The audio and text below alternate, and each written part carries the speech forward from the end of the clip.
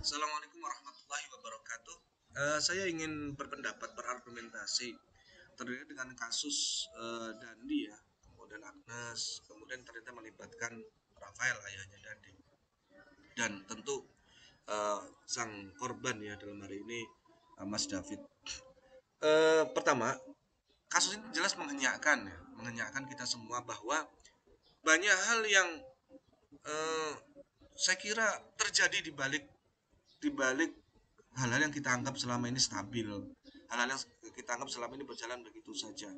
Saya ingin membahas mengenai implikasi dari penganiayaan Mas David ini. Pertama, Mas David ini saya kira memang sosok luar biasa.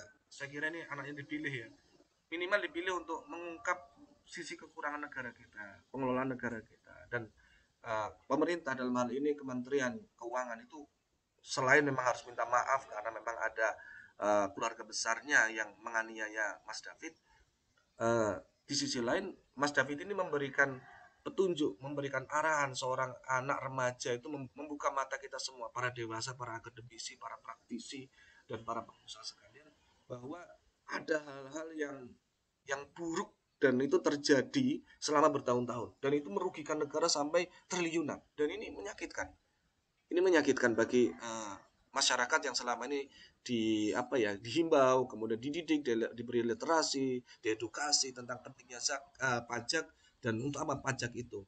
Dan di sisi lain kita juga diberikan keluhan-keluhan pemerintah tentang ya masalah pembiayaan negara ini, baik dari hutang luar negeri dan sebagainya. Ketika presiden harus tiga-tiki dana pemerintah, dana negara untuk membiayai pembangunan infrastruktur, ternyata di sisi lain ada sekian persen, bahkan nilainya itu kalau dihitung 300 triliun ya, 300 sekian triliun itu yang hari ini itu sebetulnya sekian persen dari APBN kita, ngeri gitu. Satu Mas Dandi, ini Dandi dan Agnes ini saya kira ya walaupun secara usia mereka masuk dalam anak-anak ya si Agnes ini, tetapi dari apa yang sudah dilakukannya, tindakan pidana yang terlalu jauh dia lakukan, saya kira ini bukan sekedar sekedar hukum anak-anak yang berlaku gitu loh. Bukan sekedar hukum anak-anak yang berlaku, tetapi adalah ini sebuah kejahatan yang ekstraordinari. Ini kejadian luar biasa yang mungkin terjadi bukan hanya pada Agnes saja, dilakukan Agnes saja. Jelas karena pengaruh banyak hal ya, pengaruh banyak hal. Mungkin media sosial yang terlalu merdeka begitu ya, kemerdekaan berpendapat, berekspresi, sehingga anak-anak kita tidak terkawal dengan baik gitu. Atau ini mungkin produk pandemi ya, yang kita selama ini lost control terhadap anak-anak kita untuk mendidik anak-anak kita. Atau ini memang sekedar kasus oknum. Ternyata orang seperti Agnes ini hanya sekitar 0,0 sekian persen, tetapi ini ada gitu dan ini sampai muncul. Satu, yang kedua seperti Dandi. Ini saya yakin hari ini memang banyak orang-orang yang langsung tutup akun, kemudian menghapus akun dan kemudian langsung menutup diri. Bahkan mungkin ada yang mengungsi ke gunung para pengelola-pengelola keuangan negara ini karena apa? Untuk bersembunyi dan atau menyembunyikan harta kekayaannya.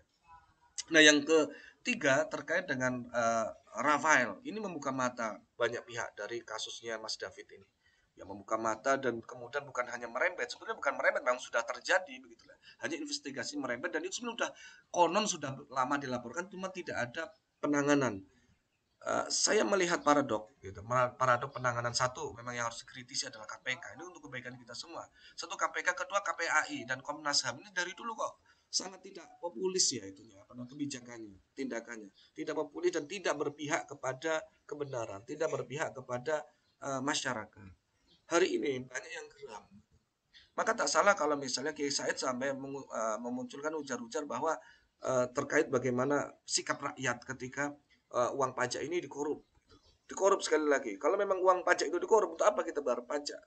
Ini bukan sebuah arahan agar kita itu tidak membayar pajak. Tidak. Selama itu dipergunakan dengan baik, dengan benar, sejarahnya kita akan sangat senang sekali. Apalagi pembangunan negara kita jelas. Hari 10 tahun terakhir, wujudnya jelas gitu loh. Jalan tol semuanya, pembangunan. Kita semua berterima kasih, kita semua evira senang gitu loh dengan kebijakan pemerintah berpihak pada rakyat. Cuma di sisi lain ternyata masih ada yang seperti itu. Gitu. Dan ini sekali lagi saya kira ya, pemerintah rakyat ini diam-diam, netizen atau bahkan rakyat di desa-desa di pelosok seperti kami ini melihat kasus ini. Kita melihat, kita mengawasi, dan ini harus ada tindakan cepat karena gini loh ya, kalau dia itu seorang pimpinan, sekretaris atau apapun, dia mungkin kasusnya penggelapan, dia masuk kasus korupsi. Tapi kalau dia tuh bendahara kok melakukan penggelapan, itu maksudnya pengkhianatan. Hukumnya itu harus sangat berat dan bukan hanya dia dicopot atau misalnya dipidanakan, tapi juga harus dirampas harta kekayaannya dan harus ditandai orang ini. Karena bagi saya ini pengkhianatan terhadap satu pembangunan negara kita, kemudian pengkhianatan terhadap hati nurani rakyat Indonesia. Dan ini tolong jangan ditutup dengan berita-berita yang lain dulu, karena apapun pemberitaan-pemberitaan yang lain dan sekarang ini yang muncul yang besar-besar itu, bukannya kita tidak simpati, tetapi eh, terkait dengan penggelapan pajak. Pajak itu adalah uang negara, darah negara. Ketika darah itu sudah dibegal ya, darah itu sudah dikorupsi, maka ini merupakan sebuah pengkhianatan yang sangat luar biasa, sebuah kejahatan yang ekstraordinary dan ini masuknya ke dalam pidana yang luar biasa dan saya kira harus segera ditangani sampai ke akar-akarnya dan pemerintah juga wajib mengawasi by system dan wajib mengawasi alur negara uang negara ini. Jadi jangan sampai ada yang bocor satu rupiah pun gitu loh. Terus jangan sampai kejadian ini juga berpengaruh terhadap pelayanan terhadap masyarakat. Saya lihat hari ini layanan juga surut karena memang mungkin saya yakin banyak yang minder dan banyak yang takut juga. Bagaimana tidak? Rafael itu sekelas kabak ya, kabak di Jaksel itu kan sekelas kabupaten. Sekelas kabupaten seperti itu.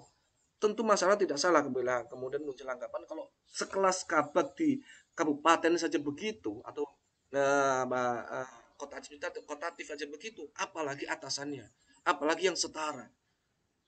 Ini ngeri. Banyak yang geram, banyak yang geram.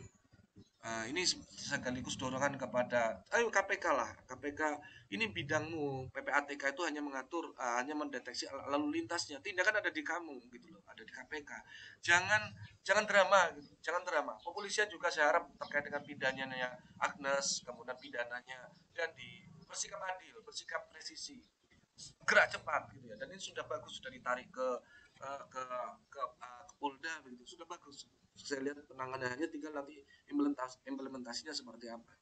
Dan yang paling penting lagi adalah KPAI dengan Komnas HAM. Halo, kalian tuh ngapain gitu loh? Eh, sangat tidak elok selama ini kinerjanya. Sangat tidak elok. Jadi sangat tidak produktif kalau saya lihat.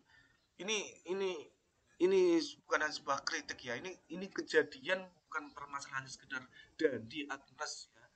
Tetapi ini juga menyangkut bahwa di balik kasus ini ternyata juga ada apa perapuhan segi-segi negara, ada apa namanya penghancuran segi negara dari sisi keuangan. Kita sudah percaya kepada dinas pajak untuk membayar pajak, tapi ternyata ini disalahgunakan, digelapkan. Dan ini bukan hanya sekali lagi KPAI dan Komnas HAM, ini bukan hanya sekedar masalah Mas David yang dianiaya di balik ini. Ini membuka banyak hal termasuk kinerja Anda semua. Saya kira itu saja dan semoga ini bisa menjadi sebuah apa ya? Sebuah peringatan bagi kita semua untuk tetap terjaga begitu ya. Menjaga negara ini dengan baik, menjaga republik ini dengan baik. Gimana negara kita bisa maju, berdiri tegak apabila dikorupsi, dihancurkan dari dalam oleh para pengelola-pengelola keuangannya.